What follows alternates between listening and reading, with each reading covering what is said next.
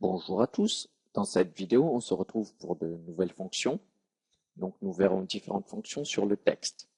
Nous verrons donc les fonctions gauche, droite, stxt, majuscule, nbchar et nom propre.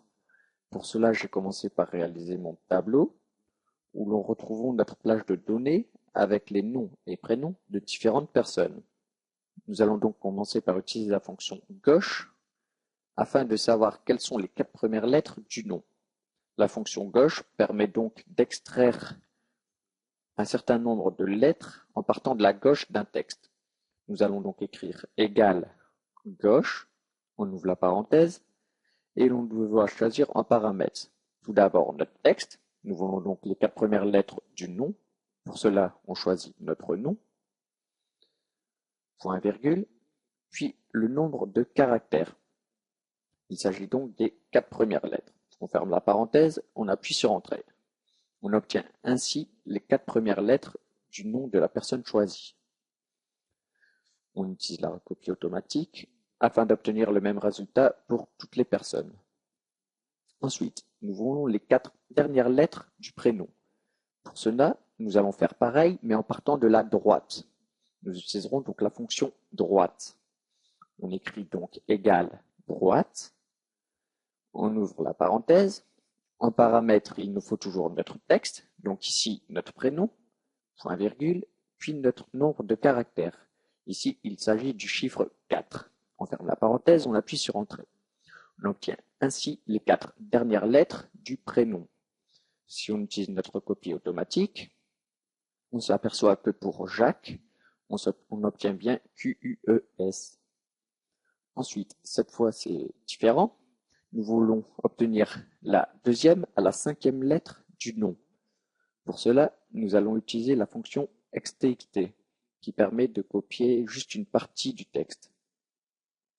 Donc nous allons écrire égal stxt, on ouvre la parenthèse, en premier notre texte, donc on choisit notre nom, ensuite point virgule, ensuite le numéro de départ, donc nous voulons partir de la deuxième lettre, nous allons donc mettre 2, point virgule, puis le nombre de caractères. Alors nombre de caractères ça fait quoi? Si nous voulons de la deuxième à la 5e lettre, il nous faut donc la deuxième, la troisième, la 4e et la 5e lettre inclus. Il nous faut donc 4 caractères. On ferme la parenthèse, on appuie sur Entrée.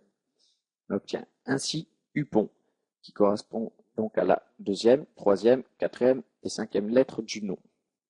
On utilise notre copie automatique pour les différentes personnes et on obtient nos résultats. Ensuite, le code élève. Alors, le code élève, c'est quoi? Généralement, le code se retrouve en majuscule. Pour cela, nous allons utiliser la fonction majuscule. Nous écrivons donc égal, majuscule, entre parenthèses, en paramètre, le texte. Alors, le texte, nous voulons tout d'abord le nom. Ensuite, on ferme la parenthèse, on fait Entrée. On obtient donc Dupont en majuscule. Mais le code élève n'est pas significatif si d'autres personnes s'appellent Dupont. Pour cela, nous allons donc aussi utiliser le prénom. Nous allons donc faire une concaténation. Pour cela, nous allons utiliser le et commercial utilisé à côté de la touche échappe, situé sur la même touche que le 1. Nous avons donc le et commercial.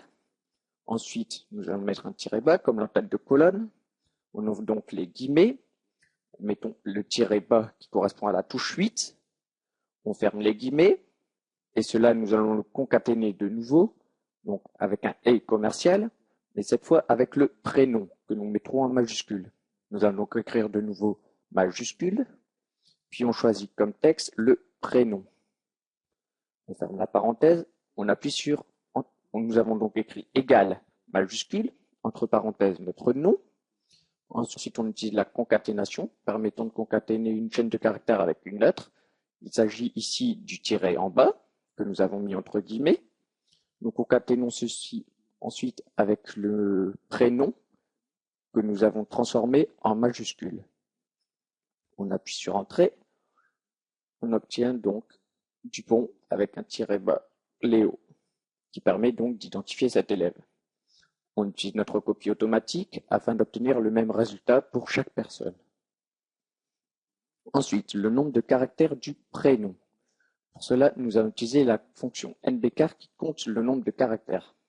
Nous écrivons donc égal nbchar, on ouvre la parenthèse, et en paramètre, il suffit de mettre le texte, donc le prénom. On ferme la parenthèse et on appuie sur Entrée. On obtient ainsi notre nombre de caractères. Léo correspond à 3 caractères. On utilise notre recopie automatique et on voit que Julien et Jérôme possèdent le même nombre de caractères qui est 6. Ensuite, nous voulons le nom et prénom avec une casse.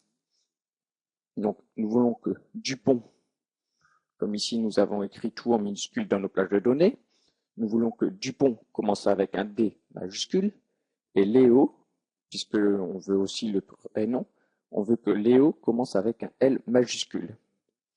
Pour cela, nous allons devoir faire une concaténation de nouveau.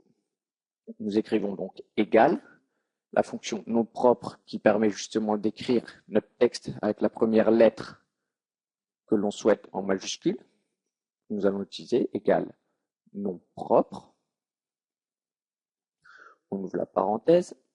Nous souhaitons notre texte. Donc tout d'abord Dupont. On ferme la parenthèse. On appuie sur Entrée. On obtient donc Dupont avec une majuscule à la première lettre. Et ceci, nous allons le concaténer. Donc de nouveau, on utilise le « et » commercial. Nous allons ouvrir les guillemets, mettre un espace afin que cela soit plus présentable, fermer les guillemets, mettre de nouveau un « et » commercial. Cela permettra d'avoir notre nom avec une majuscule, un espace, puis le prénom commençant par une majuscule aussi. Nous allons donc utiliser le nom propre de nouveau. On ouvre la parenthèse, mais cette fois, nous choisissons le prénom. On clique donc sur le prénom, on ferme la parenthèse et on appuie sur Entrée. On obtient donc Dupont Léo avec une majuscule à chaque première lettre du mot. Nous aurions pu aussi utiliser la majuscule pour la mettre seulement sur la première lettre de chaque mot, mais cela aurait compliqué considérablement la formule. Nous avons utilisé donc la recopie automatique afin que tous les noms et les prénoms puissent commencer par une majuscule.